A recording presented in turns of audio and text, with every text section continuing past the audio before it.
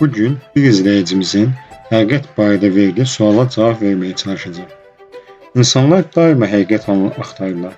Amma baxsan, özləri böyük həqiqətlər gizlədir, bəzən görmür, bəzən də görmək istəmir. Birincisi, həqiqəti elmi cəhətdən, sonra isə öz düşüncələrimlə izah etməyə çalışacağım. Həqiqət gerçək olan, var olan reallıq deməkdir. Duyğular o cümlədən, həqiqət anlayışı dünyada fəlsəfə elmi ilə açıqlanır. Həqiqətin əsas dövrləri dörddür.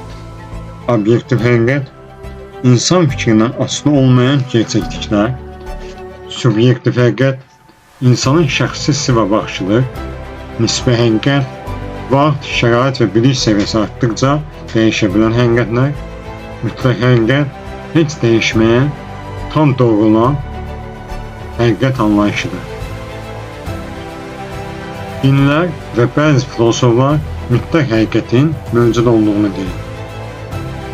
Deyilənlər daha da uzatmaq olar.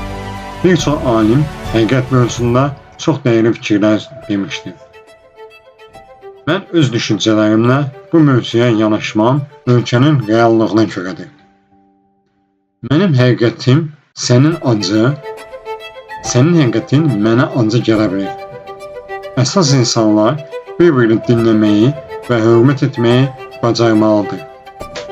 Eyni zamanda həqiqət zamana görə də fərqli göstərir. 1700-cü ildə olan həqiqət günümüzdə olmaya bilər. Amma bunu müzakirə edən cahillər maalesef hələ də var. Hətta bir ay öncə həqiqət olan mövzu bugünün şərtlərində olmaya bilər. Həqiqətə çatmaq üçün məntiqli suallar vermək və axtarmaq lazımdır. Nəticədə iki cür həqiqət ortaya çıxır. Reali həqiqət, nəticəsi sübut olmuş olanlar və duyğusal həqiqət. Sənə görə, mənə görə olan məsələlər. Bir insan həqiqət axtarırsa, özünü elmi, fəlsəfi, dini və təcrübə olaraq yetişdirməlidir. Bu mövzularda eksik olan insanlar həqiqəti deyil, həmişə özlərinə sərf edən tərəfi müdafiə edəcəklər. Dünyadakı ən böyük həqiqət isə ölümdür. Sizin fikirləriniz də var. Buyurunuz.